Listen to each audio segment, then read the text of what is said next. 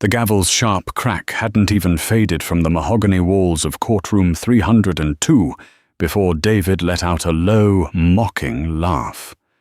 It was the sound of a man who firmly believed he held the world by its throat. Beside him, his high-priced attorney smirked, confidently shuffling the fabricated documents meant to leave Sarah destitute, homeless, and stripped of her 7-year-old son.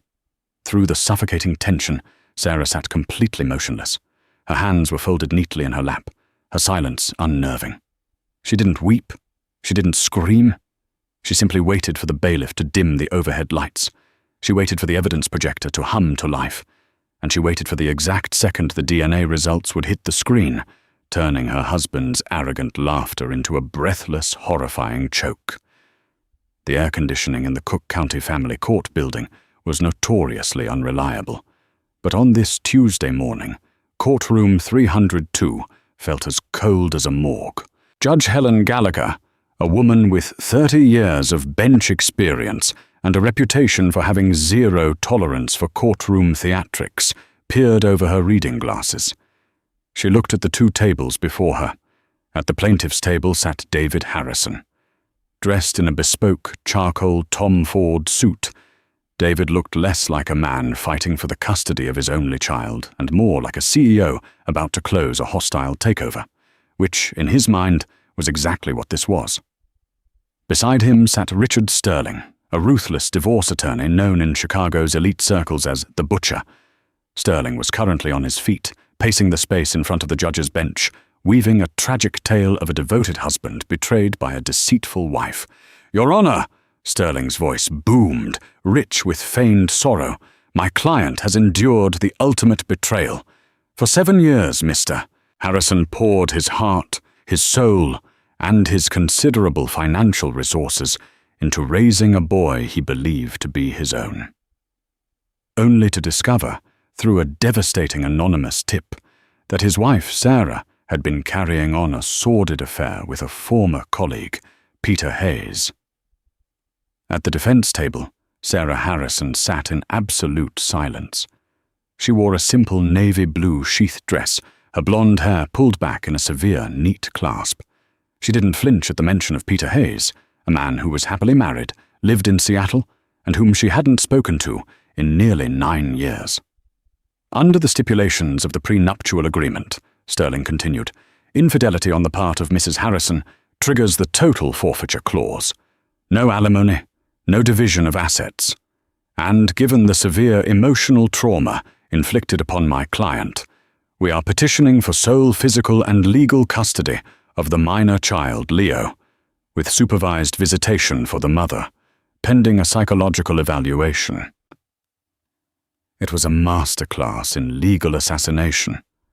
David leaned back in his leather chair, crossing his legs casually. He turned his head slightly toward Sarah, catching her eye.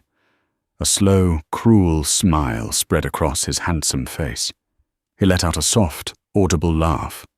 It was barely a breath, but in the quiet courtroom, it carried.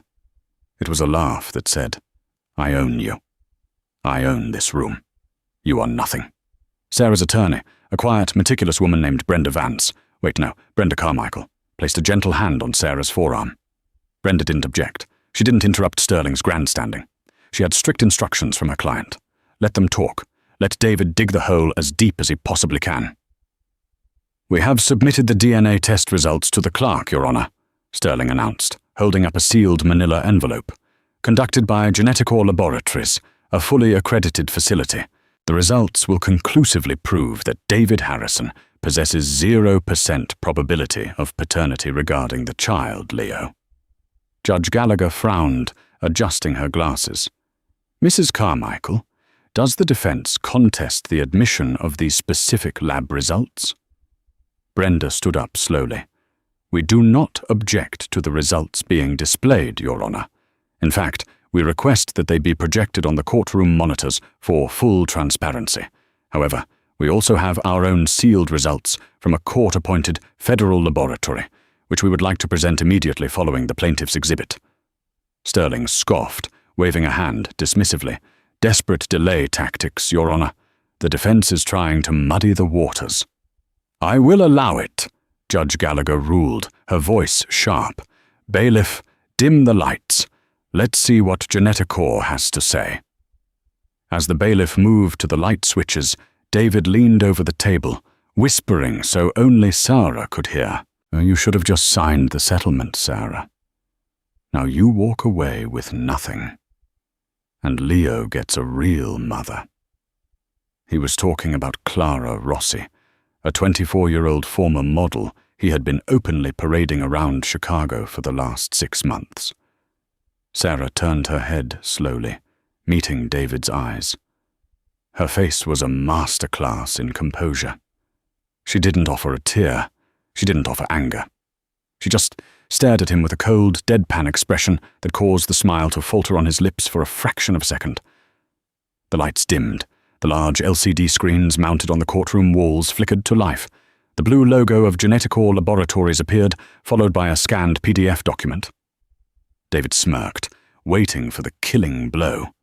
He had paid a laboratory technician named Greg Simmons $50,000 in untraceable cryptocurrency to swap the swabs. He knew exactly what the screen was going to say.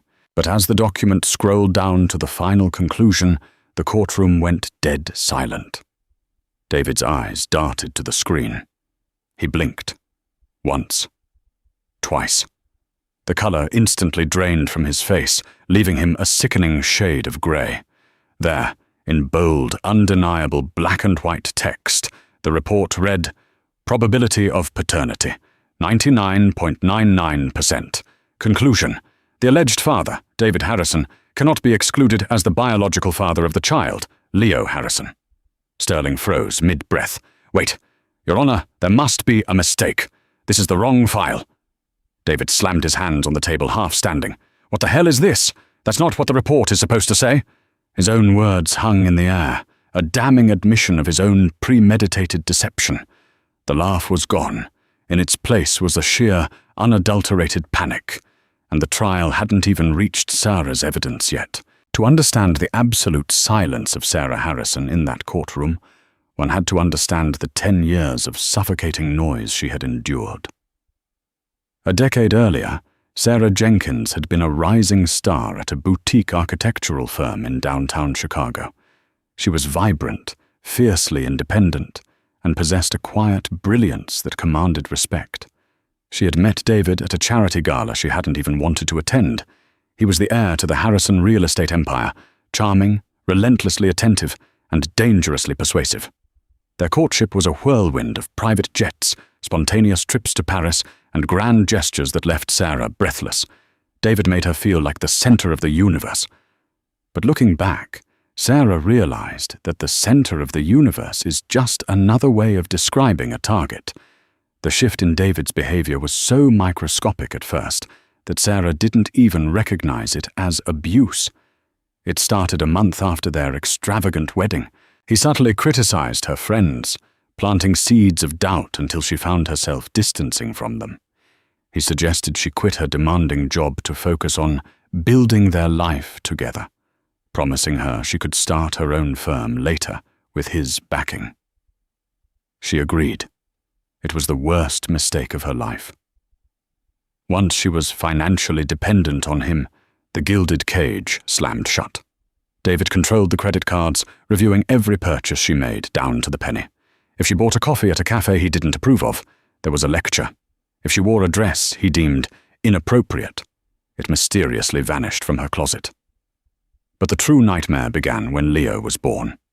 David had initially been ecstatic about having an heir, but as Leo grew from an infant into a toddler, displaying Sarah's quiet, observant nature rather than David's boisterous aggression, David's interest waned.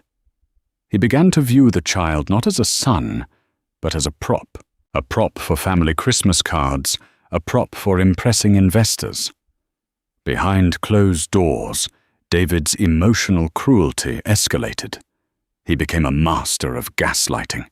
He would hide Sarah's keys and watch her frantically search for them, only to find them in plain sight and sigh heavily about her declining mental state. He convinced his influential family and their elite social circle that Sarah was suffering from severe, untreated postpartum depression that had morphed into borderline personality disorder. "She's just so fragile," David would tell his mother over Sunday brunch, loudly enough for Sarah to hear from the kitchen. "I have to handle everything. I don't know what she would do without me." Sarah began to believe she was going crazy. She felt isolated, paranoid, and utterly exhausted. She stayed for Leo. She became a ghost in her own 20,000-square-foot mansion, walking on eggshells, speaking only when spoken to, perfecting the art of being invisible so as not to trigger David's sudden, terrifying outbursts of rage. The breaking point occurred 2 years ago during a summer retreat at their Hamptons estate. David had been drinking heavily. He demanded Sarah sign a post-nuptial agreement that would essentially waive her rights to any joint property if a divorce were to occur, under the guise of protecting the family trust from her mental instability. When Sarah hesitated, asking to have her own lawyer review it, David's mask slipped completely. He backed her against the marble kitchen island, his eyes cold and dead. "You don't get a lawyer, Sarah," he whispered, his breath reeking of expensive scotch. "You are nothing without me. You have no money, no career, and no friends. If you ever try to leave me, I will crush you. I will take Leo, and I will hire enough experts to convince a judge you belong in a psychiatric ward. You will never see him again. Sign the paper." Terrified for her son, Sarah signed. For the next 2 years, she played the part of the broken, submissive wife perfectly. She let David believe he had completely crushed her spirit.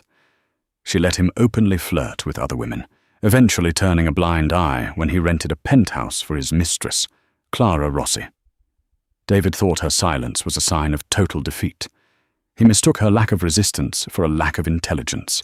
He forgot that before she was Mrs. David Harrison, she was an architect, and architects know exactly how to find the weak, load-bearing walls in a structure, and exactly where to place the explosives to bring the whole house down. The demolition of David Harrison's carefully constructed life began 6 months before the court date, on a mundane Tuesday afternoon. David was in Tokyo on business, a trip Sarah knew involved Clara Rossi, given the charge on the secondary Amex for 2 first-class tickets. While he was away, Sarah was in his home office, searching for Leo's birth certificate for a school soccer registration. David was meticulous, but arrogance breeds sloppiness. He had left his secondary briefcase unlocked beneath his mahogany desk. Inside, Sarah didn't find the birth certificate. Instead, she found a burner phone and a ledger. Her heart pounding in her throat, she opened the ledger. It was filled with cryptic notes, but one page caught her eye. It listed an address for Geneticor Laboratories, a sum of $50,000, and a name, Greg Simmons. Beside it was written, Leo DNA, negative. Sarah took the burner phone into the bathroom, locked the door, and turned on the shower to mask any noise. The phone wasn't password protected, another symptom of David's belief that he was untouchable. She scrolled through the text messages. There was a long thread with an unsaved number, which she quickly realized belonged to his lawyer, Richard Sterling. Sterling. The infidelity clause is the only way around the original prenup. The postnup is ironclad for assets, but custody is tricky given your travel schedule. We need fault. David. I'll give you fault. I'll say she's been screwing Peter Hayes since before Leo was born. Sterling. You need proof. David. I have a guy at a lab. We run a paternity test. He swaps my swab with a random sample. Boom. Leo isn't mine. She's a whore. I get total custody. Ship the kid to boarding school in Switzerland, and Clara and I take the house. Sterling. Risky. But if the lab certifies it, the court will accept it. Don't leave a paper trail. Sarah sat on the cold tile of the bathroom floor, the water from the shower running hot, filling the room with steam. The cruelty of it was breathtaking. It wasn't enough for David to leave her. He wanted to destroy her entirely. He was willing to publicly disown his own flesh and blood just to save face and keep his fortune. A lesser woman might have screamed. She might have confronted him upon his return, demanding answers. Sarah did none of those things. She took out her own phone and meticulously photographed every page of the ledger and every text message on the burner phone. She then placed the phone and the ledger exactly where she had found them, down to the millimeter. The next day, she dropped Leo off at school and drove to a nondescript office building in a run-down part of the city. She didn't use a credit card or a trackable phone to find the man she was meeting. She had found his name on a dark web forum using a secure library computer weeks prior. Arthur Caldwell was a private investigator who specialized in taking down untouchable men. He was a former forensic accountant for the FBI who had been forced into early retirement for bending the rules. When Sarah walked into his office, dressed in sunglasses and a scarf, she laid a stack of cash on his desk, money she had been secretly hoarding for 3 years by skimming off her grocery allowance and selling her designer jewelry to high-end pawn shops, replacing them with flawless cubic zirconia replicas. "I need you to investigate my husband," Sarah said, her voice steady. "His name is David Harrison." Caldwell raised an eyebrow. "The real estate Harrison? Lady, if you're looking for proof of an affair, you're wasting your money. Everyone knows about his side pieces." "I don't care about his affairs," Sarah replied coldly. "I care about his fraud. I want everything. I want the shell companies. I want the offshore accounts. I want the dirt on a lab tech named Greg Simmons at Geneticor. But most importantly," she paused, looking Caldwell dead in the eye, "I need you to find out what David is hiding about his own past. A man who casually orchestrates a fake DNA test has lied about genetics before." Caldwell took the cash. Over the next 6 months, while David filed for divorce and the brutal legal machinery ground into motion, Sarah played the victim perfectly. She wept in mediation. She begged David to be reasonable. She let Richard Sterling walk all over her deposition. Meanwhile, behind the scenes, Caldwell was digging, and what he unearthed was a secret so explosive it made the fake paternity test look like a parking ticket. David had indeed bribed Greg Simmons to fake the paternity test, but Caldwell discovered that Greg Simmons was already under federal investigation for tampering with forensic evidence. All Sarah had to do was anonymously forward the photographs of David's burner phone to the federal prosecutor handling Simmons' case. The FBI quietly raided Geneticor labs a week before the trial, seizing the servers and securing the original, unaltered DNA files. David's forged report was a dead man walking, and he had no idea. But that was just the appetizer. Caldwell had dug into David's private medical records. He had traced financial anomalies dating back 15 years, long before Sarah had ever met him. He had run cross-references on David's DNA, which Sarah had provided by clipping David's fingernails while he slept off a hangover. What Caldwell found changed everything, which brought them to this exact moment in courtroom 302, the moment David realized his fabricated plan had imploded, the moment his smug laugh died in his throat as the screen declared him the 99.99% biological father of Leo. "What the hell is this?" David was stammering, looking frantically at Sterling. "You said, you promised me. Mr. Harrison, sit down," Judge Gallagher barked, slamming her gavel. "Your own counsel submitted this evidence. Are you implying you expected a different result?" Sterling was frantically pulling at his collar. "Your Honor, we need a recess. We suspect the defense has somehow tampered with the lab. The defense hasn't touched a thing," Brenda Carmichael said, her voice ringing out clearly across the chaos. "But we are not finished. Your Honor, the plaintiff introduced DNA evidence to question paternity. By doing so, they have opened the door to genetic identity. We now ask to present our exhibit, the secondary DNA analysis conducted by the FBI Forensic Laboratory." David froze. The color that had just rushed back to his face drained away entirely. "FBI," he whispered. Sarah finally turned her head to look directly at him. For the first time in 10 years, the mask of the submissive, terrified wife vanished. In its place was the cold, calculating architect. She offered him a small, chilling smile. "Let's show the court who you really are, David," she said softly. "Bailiff," Judge Gallagher ordered, her eyes locked on David's panicked face. "Change the slide." The heavy silence in courtroom 302 was suddenly broken by the mechanical whir of the digital projector advancing to the next slide. In the back row of the public gallery, sitting entirely unnoticed in a rumpled brown trench coat, Arthur Caldwell leaned forward. The private investigator chewed on the inside of his cheek, watching the meticulously dressed David Harrison unravel in real time. Caldwell had spent 20 years hunting ghosts for the FBI before being forced out for his unorthodox methods. He knew what a cornered animal looked like, and the man sitting at the plaintiff's table, currently gripping the mahogany edge so hard his knuckles were white, was entirely cornered. The slide on the monitors didn't bear the blue logo of Geneticor Laboratories. Instead, it displayed the stark, uncompromising seal of the Federal Bureau of Investigation's Criminal Justice Information Services Division. Judge Helen Gallagher leaned over her bench, squinting at the dense text. Her customary scowl deepened into a look of absolute bewilderment. "Mrs. Carmichael," the judge said, her voice dropping an octave in sheer disbelief, "would you care to explain exactly what I am looking at?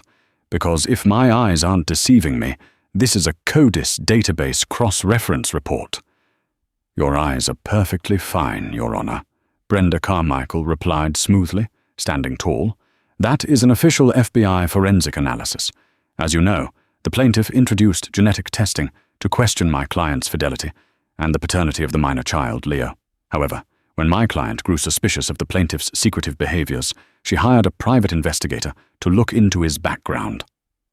We acquired a sample of the plaintiff's DNA, lawfully obtained from discarded fingernail clippings, and submitted it to an independent lab to verify the plaintiff's own genetic markers against the Harrison family lineage. Richard Sterling, the ruthless divorce attorney, was practically hyperventilating. "Objection! Your Honor, this is an outrageous breach of privacy. The defense is on a fishing expedition. They stole his DNA." "Abandoned property, Mr. Sterling," Brenda shot back without missing a beat. "Supreme Court precedent, California versus Greenwood, clearly states there is no reasonable expectation of privacy for discarded biological material. But the privacy of the fingernails is the least of your client's problems." Brenda turned to the screens, picking up a laser pointer. When the independent lab ran the plaintiff's DNA against commercial ancestry databases to establish a baseline, they found zero connection to the Harrison family tree, Brenda explained, her voice echoing in the stunned courtroom. No shared centimorgans with the late Jonathan and Eleanor Harrison. No connection to the extended Harrison cousins in Boston. In fact, the DNA showed the plaintiff has absolutely no genetic relationship to the Harrison bloodline whatsoever. David's breath hitched. He shot a frantic, venomous look at Sarah, who was sitting with her hands still neatly folded, her posture perfect, her face impassive. "A glitch," David hissed, his voice trembling. "It's a glitch in the system. Sterling, do something." "But it wasn't a glitch," Brenda continued, ignoring the outburst, "because the database did find a match. A perfect 100% familial match to a woman named Martha Reed in Dayton, Ohio. A woman who had a son named Thomas." Arthur Caldwell smiled grimly from the gallery. He remembered the exact night he had cracked the case open. It was 3 a.m., his office smelling of stale coffee and cheap cigars. He had been digging through the Ohio Juvenile Court archives, following a ghost. Caldwell's investigation had revealed that the real David Harrison, the introverted, socially awkward sole heir to the Harrison real estate fortune, had attended a private boarding school in Switzerland after his parents perished in a tragic helicopter crash when he was 14. The real David had a roommate, an American scholarship student from Ohio named Thomas Reed, a boy with a history of petty theft and a terrifyingly high IQ. The two boys, Caldwell discovered from old grainy yearbook photos, bore an uncanny, almost brotherly resemblance to one another. Both had the same sharp jawline, the same piercing blue eyes, the same build. According to the official records, Thomas Reed had died in a boating accident on Lake Geneva the summer after graduation. David Harrison had survived, returning to Chicago to claim his family's billion-dollar empire, drastically changed by the trauma of the accident. The previously shy, stuttering David was suddenly confident, ruthless, and aggressively charismatic. Everyone attributed it to grief and growing up. They were wrong. "Your Honor," Brenda Carmichael's voice cut through the courtroom, drawing every eye back to the screen. "We passed these findings to the FBI's white-collar crime division. They ran the DNA through CODIS. The results on your screen confirm that the man sitting at the plaintiff's table is not David Harrison. His real name is Thomas Reed. 15 years ago, the real David Harrison drowned in Switzerland. Thomas Reed assumed his identity, stole his passport, and returned to America to systematically drain the Harrison Trust. Pandemonium erupted. The gallery, populated mostly by law clerks and a few bored reporters, suddenly gasped and began whispering frantically. Clara Rossi, the 24-year-old mistress sitting in the second row, dropped her designer handbag. It hit the floor with a heavy thud, her meticulously contoured face frozen in horror as she stared at the man she thought was a billionaire. "Order!" Judge Gallagher roared, slamming her gavel repeatedly until it sounded like a machine gun. "Order in this court!"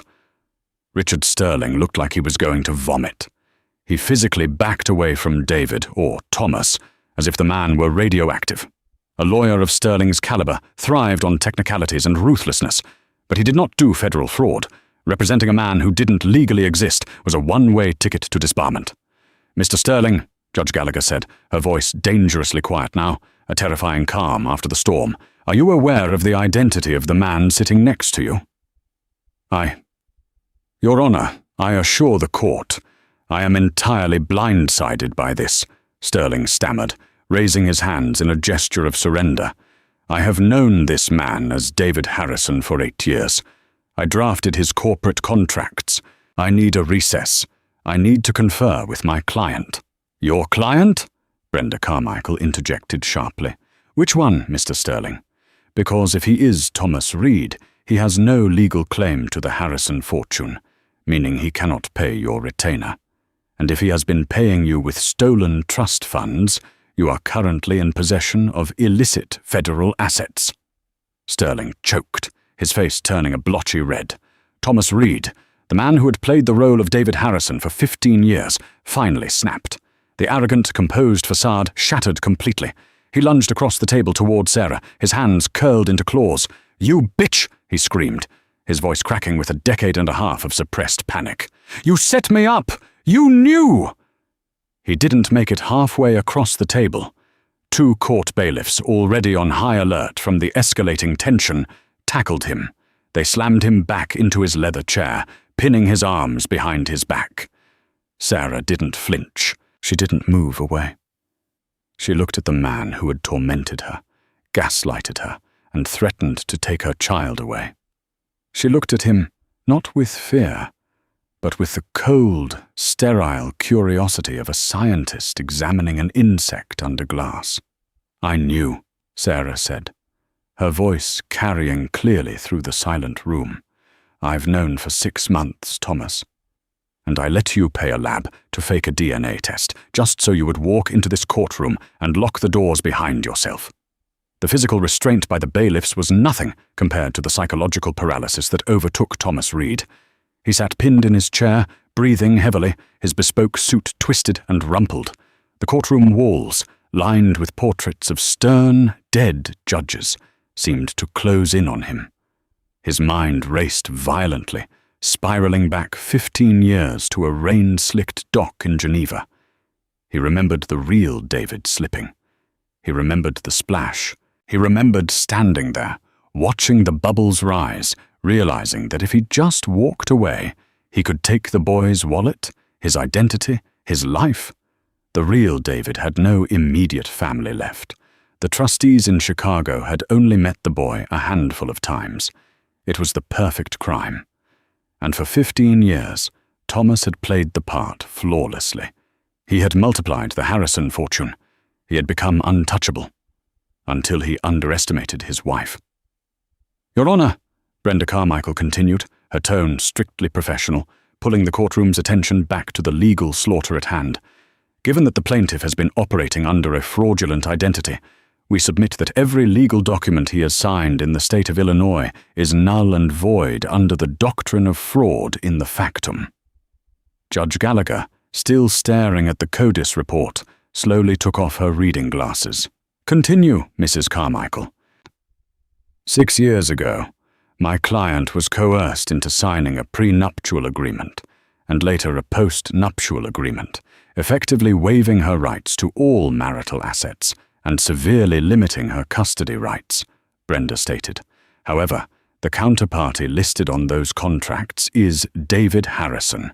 Since the man who signed those documents is actually Thomas Reed, the contracts are legally non-existent. Thomas let out a ragged breath. "You can't do that. The assets. The company." "The company," Brenda interrupted, turning her gaze to Thomas, "is exactly what we need to discuss next. Your Honor, I have here a secondary filing." She handed a thick, bound dossier to the bailiff, who passed it up to the judge. "What is this?" Judge Gallagher asked, flipping open the cover. "That, Your Honor, is a certified whistleblower report filed with the Internal Revenue Service and the Securities and Exchange Commission, dated 4 months ago," Brenda explained. When my client discovered her husband's true identity, she realized that the Harrison real estate empire was technically being managed by an unauthorized, fraudulent entity. Worse, she uncovered that Mr. Reed was funneling legitimate corporate profits into offshore shell companies in the Cayman Islands to hide them from the Harrison Trust's board of directors. Thomas felt a cold sweat break out across the back of his neck. The Caymans. He had hidden those accounts behind 3 layers of encrypted corporate veils. How could she possibly know? He looked at Sarah. She finally offered him a small, chilling smile. "You always left your secondary briefcase unlocked in your study when you went to visit Clara, Thomas," Sarah said quietly. "You thought I was too stupid to understand ledger codes. You forgot I have a master's degree in architectural engineering and project management. Numbers are my native language." In the gallery, Arthur Caldwell let out a low, admiring whistle. Sarah Harrison wasn't just a survivor. She was an apex predator who had been playing dead. "Under the IRS whistleblower program," Brenda announced to the court, "an individual who provides actionable intelligence resulting in the recovery of stolen funds or unpaid taxes is entitled to up to 30% of the recovered assets." The FBI and the IRS froze all of Mr. Reed's offshore accounts at 6 a.m. this morning. Over $200 million. Richard Sterling slumped in his chair, putting his head in his hands. His career was over. The malpractice suits alone would bankrupt him. Furthermore, Brenda continued, driving the final nail into the coffin, "for the last 7 years, my client has been acting as an uncredited architectural consultant on every major development project the Harrison firm has undertaken. Because Mr. Reed restricted her access to funds and forbade her from working officially, she quietly filed the patents and copyrights for her specific, innovative architectural designs under an LLC in her maiden name. An LLC that she fully owns." Judge Gallagher's eyebrows shot up to her hairline. "Are you telling me, Mrs. Carmichael, that the intellectual property driving the Harrison firm's current flagship projects is owned entirely by the defense?" "Yes, Your Honor," Brenda smiled. "Mr. Reed doesn't own the designs. He doesn't own the company. And as of this morning, he doesn't own a single bank account. He is a ghost, and ghosts do not get custody of 7-year-old boys." Thomas tried to stand again, but the bailiffs pushed him down hard. "You took everything!" He spat at Sarah, tears of pure, unadulterated rage welling in his eyes. "I built that company. I made it 10 times what that weak, stuttering idiot David could have ever made it." The admission echoed off the mahogany walls. It was a confession. spoken on the official court record. Judge Gallagher's face hardened into a mask of judicial fury. "Mr. Reed, you have just confessed to wire fraud, identity theft, and grand larceny in my courtroom. You came in here today intending to strip a mother of her child using falsified medical records, all while hiding behind the stolen name of a dead man." The judge slammed her gavel, pointing it directly at Thomas. "This family court matter is hereby suspended," Judge Gallagher boomed. "I am granting sole physical and legal custody of the minor child, Leo, to Sarah Jenkins, effective immediately. Furthermore, I am issuing a bench warrant for your arrest, Mr. Reed, pending federal indictment for identity theft, perjury, and fraud. Bailiff, place this man in handcuffs." The metallic click of the handcuffs echoing in courtroom 302 was the sweetest sound Sarah had ever heard. Thomas Reed was hauled to his feet. As he was being dragged towards the side door leading to the holding cells, he looked desperately toward the gallery. "Clara!" he yelled. "Clara! Call my secondary lawyer! Get to the penthouse!" But the second row was empty. Clara Rossi, seeing the writing on the wall and the total vaporization of her sugar daddy's wealth, had slipped out of the courtroom 5 minutes earlier. She was already in a cab headed to O'Hare Airport, blocking Thomas's number on her phone. Sarah stood up slowly, smoothing the skirt of her navy blue dress. She picked up her purse. She didn't look back at the man screaming her name as he was dragged into the darkness. She simply turned to Brenda Carmichael and Arthur Caldwell, exhaled a breath she felt she had been holding for 10 years, and walked out of the courtroom to go pick up her son. The heavy oak doors of the Cook County Courthouse swung open, and for the first time in a decade, Sarah Jenkins stepped out into the biting Chicago wind and felt completely, terrifyingly free. She didn't hail a cab right away. She simply stood on the concrete steps, pulling her wool coat tighter against the chill, and listened to the city. The sirens, the rumble of the elevated trains, the aggressive honking of taxi drivers. It was a symphony of chaos that she had been insulated from inside Thomas Reed's gilded cage. Now, the noise felt like a welcoming embrace. She walked down the steps, pulled out her phone, and dialed Leo's elementary school to tell them she would be picking him up early for ice cream. 3 miles away, in the sterile, windowless sub-basement of the FBI's Chicago field office, there was no ice cream. There was only the harsh buzz of fluorescent lights and the terrifying realization of absolute ruin. Thomas Reed sat handcuffed to a steel table. His custom Tom Ford suit was completely ruined, wrinkled from the physical altercation in the courtroom and stained with nervous sweat. He had been stripped of his silk tie, his shoelaces, and his platinum Patek Philippe watch. He stared at the scuffed linoleum floor, his mind desperately trying to assemble a defense out of ashes. The heavy metal door clicked open. Special Agent Robert Hughes, a veteran of the white-collar crime division with a face like weathered granite, walked in. He carried a massive cardboard banker's box, which he dropped onto the steel table with a deafening slam. Thomas flinched, the sound echoing in his skull. "David Harrison," Hughes began, his voice dripping with dry sarcasm. "Or should I say, Thomas Reed? I'll admit, Tommy, you had a hell of a run. 15 years impersonating a dead billionaire. We usually catch you guys when you buy a yacht you can't afford or slip up on a tax form. But you got caught because you couldn't stand the idea of your wife getting a dime in family court. Arrogance is a hell of a drug." Thomas kept his eyes glued to the table. "I want my lawyer. Call Richard Sterling." "Sterling?" Hughes let out a harsh bark of laughter. "Sterling formally withdrew as your counsel 2 hours ago. In fact, he's currently 3 floors up, singing like a canary to the federal prosecutor, desperately trying to secure an immunity deal so he doesn't go down for laundering your stolen assets. You don't have a high-priced lawyer anymore, Thomas. You have a public defender named William Pierce, and he just graduated law school 3 years ago. His office is a cubicle." Thomas's head snapped up, his blue eyes wide with panic. "I have money. The Cayman accounts— Frozen, Hughes interrupted, leaning over the table. Every single red cent.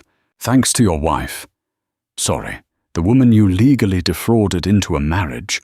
We have the routing numbers, the shell company names, everything. Apex Holdings, frozen.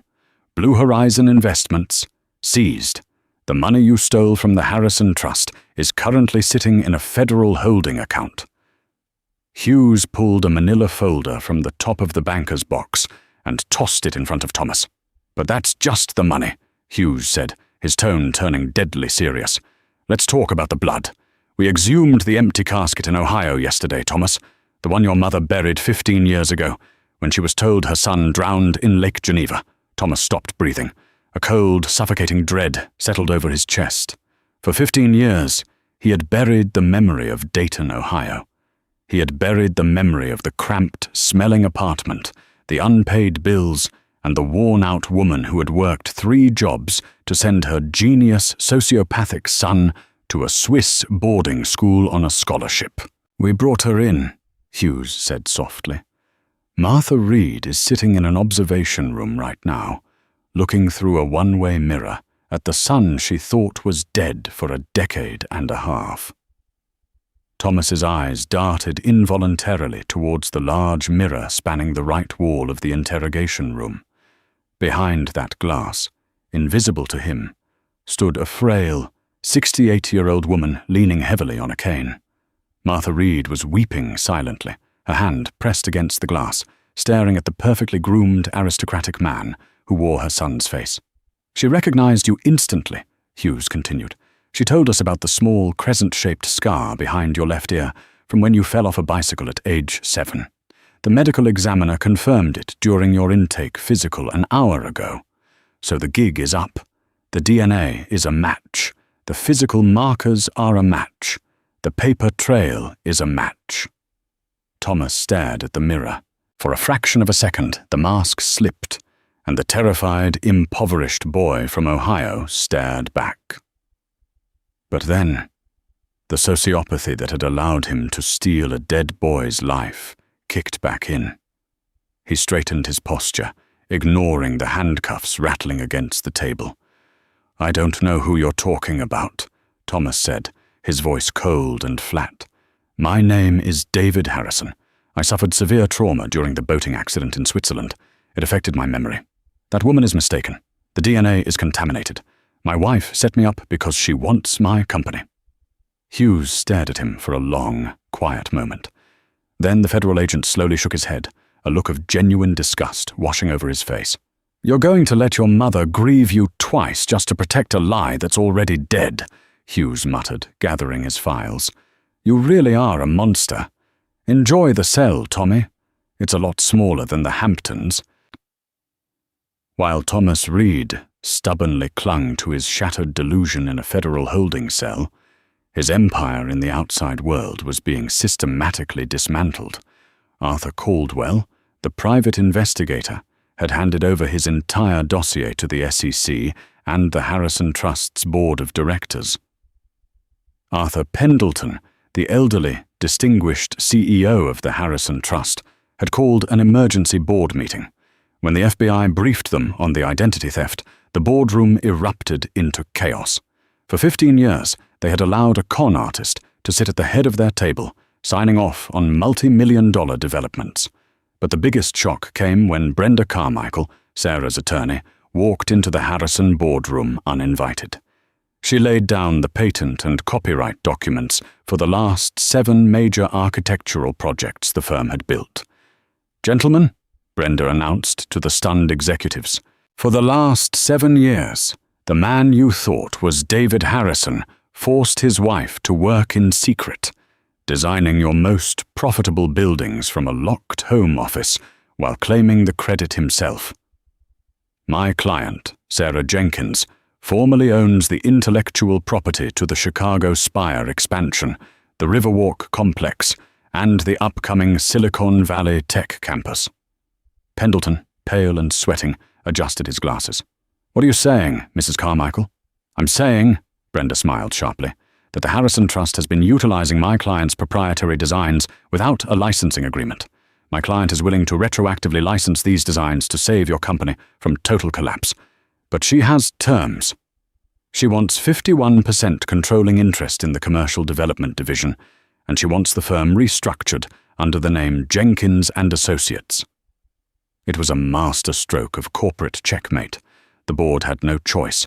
Thomas Reed had stolen the Harrison money, but Sarah Jenkins had quietly, methodically, become the brains behind the brick and mortar. Meanwhile, Clara Ross's escape to O'Hare Airport had been abruptly cut short. Before she could board a flight to Milan, federal agents apprehended her at the gate. Because Thomas had been paying the rent on her luxury penthouse and buying her jewelry using stolen federal funds, Clara was facing charges of receiving stolen property.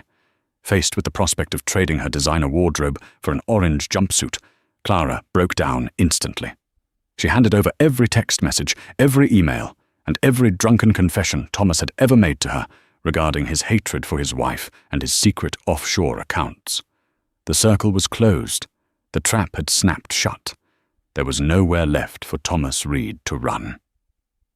The trial of the United States versus Thomas Alexander Reed began 8 months later in the Dirksen Federal Courthouse. It was the media circus of the decade. The tabloids dubbed him the ghost billionaire. True crime podcasters camped on the courthouse steps. Inside the courtroom, the atmosphere was solemn, heavy with the weight of federal justice. District Attorney Caroline Hastings, a woman known for her surgical precision in cross-examinations, led the prosecution. Thomas Reed sat at the defense table, but he was a ghost of the man who had confidently laughed in family court.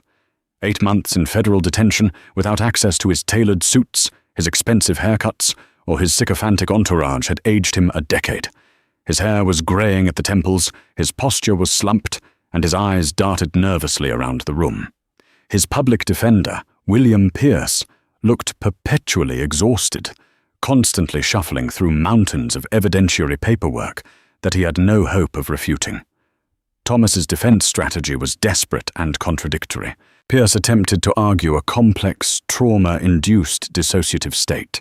He claimed that the teenage Thomas Reed, traumatized by watching his best friend drown in Lake Geneva, had experienced a psychotic break, genuinely believing he was David Harrison to cope with the survivor's guilt. It was a pathetic attempt to garner sympathy, and District Attorney Hastings dismantled it within the first 2 days of the trial. She brought the Swiss medical examiner to the stand, who testified that the real David Harrison had defensive wounds on his arms, suggesting a struggle in the water, not an accidental slip. Hastings strongly implied, though she couldn't definitively prove it 15 years later, that Thomas hadn't just stolen David's life. He had actively drowned him to get it. But the climax of the trial came on the 4th day, when the prosecution called their star witness, Sarah Jenkins. When Sarah took the stand, the courtroom fell so silent you could hear the scratch of the court reporter's stenotype machine. She wore a tailored slate-gray suit, looking professional, unshatterable, and radiantly calm. She didn't look at Thomas. "Miss Jenkins?" District Attorney Hastings began gently.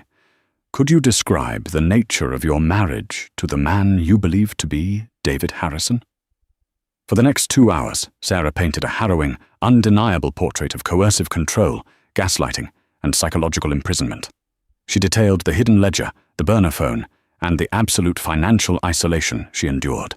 She explained how she had slowly realized that her husband's cruelty wasn't just arrogance, but the extreme paranoia of a man living a massive, fragile lie. He was always terrified of being exposed, even though I didn't know what the secret was at the time, Sarah testified, her voice steady and clear. He projected that fear onto me. He tried to make me believe I was crazy, so that no one would ever believe me if I noticed the cracks in his facade. He used our son, Leo, as a pawn to keep me silent. He told me if I ever tried to leave, he would destroy me. Hastings nodded sympathetically. "And how did you respond to those threats, Miss Jenkins?" Sarah finally turned her gaze towards the defense table. She locked eyes with Thomas. For a fleeting second, the memory of his arrogant, mocking laugh from the family courtroom echoed in her mind. "I stayed silent," Sarah said, her voice dropping to a cool, razor-sharp whisper, "because I am an architect, and when you realize you are trapped inside a building that is structurally unsound, you don't start screaming and hitting the walls. You study the blueprints. You find the load-bearing pillars, and you quietly wire them with explosives until you are safely outside." The gallery erupted in murmurs. Thomas lowered his head, hiding his face in his hands. He was broken. William Pierce didn't even attempt a cross-examination. He knew that putting Sarah Jenkins on the defensive would only give her more room to dismantle his client. The jury deliberated for less than 4 hours. When the foreperson read the verdict, guilty on 2 counts of aggravated identity theft, 3 counts of wire fraud, 1 count of federal tax evasion, and 1 count of perjury, Thomas didn't react. He simply stared blankly at the wooden table in front of him. Judge Robert McNeil, presiding over the federal case, showed absolutely no mercy during sentencing. "Mr. Reed," the judge said, his voice echoing with absolute authority, "you have perpetrated one of the most callous, calculated, and prolonged frauds in the history of this district. You stole a dead boy's name, you abandoned your own grieving mother, and you subjected an innocent woman to a decade of psychological torture simply to maintain your unearned lifestyle. You are a hollow shell of a man." The judge struck his gavel. "I sentence you to 45 years in a federal penitentiary without the possibility of early parole. You will be remanded to the custody of the United States Marshals immediately." As Thomas was led away in chains, his eyes met Sarah's one last time. There was no arrogance left. There was no mocking laugh. There was only the hollow, terrified stare of a man who was finally, permanently, a ghost. 3 years later, the Chicago skyline looked different. Sarah stood on the balcony of her top-floor office at Jenkins & Associates, holding a steaming cup of coffee. The wind off Lake Michigan whipped her blonde hair around her face, but she didn't mind the cold. Down the hall, she could hear the chaotic, happy sounds of 10-year-old Leo playing a video game in the employee lounge while he waited for her to finish work. He was thriving. The anxiety that had plagued his early childhood had evaporated the moment they left the toxic shadow of his father. Her architectural firm, backed by the restructured Harrison Trust, was the most sought-after design agency in the Midwest. She had reclaimed her name, her career, and her life. Arthur Caldwell, the gruff private investigator who had helped her pull the thread, was now the head of her corporate security. Brenda Carmichael was her chief legal counsel. She had surrounded herself with people she trusted, building a fortress of loyalty and competence. Sarah took a sip of her coffee and looked out at the gleaming glass and steel skyscraper rising in the distance, the Riverwalk complex. It was her design. It was her legacy. She had survived the ultimate betrayal. She had endured the suffocating silence of a gilded cage. But in the end, she had proven that the quietest person in the room is often the most dangerous. Thomas Reed had thought he could laugh her into submission. He had thought he held all the cards. But he forgot the fundamental rule of construction. The person who builds the house is the only one who knows exactly how to tear it down. Sarah's harrowing journey from a silenced, trapped wife to the architect of her own triumphant liberation is a chilling reminder that true power rarely needs to shout. Thomas Reed believed his stolen billions, and his arrogant cruelty made him untouchable, underestimating the quiet, calculating resilience of a mother fighting for her son. He learned the hard way that gaslighting and manipulation are no match for cold, hard facts and a perfectly timed trap. In the end, his mocking laughter was entirely silenced by the deafening sound of justice. If Sarah's incredible, calculated revenge and ultimate triumph left you speechless, please hit that like button and share this jaw-dropping story with your friends. Don't forget to subscribe to the channel and ring the notification bell so you never miss out on more gripping, real-life sagas of justice served cold.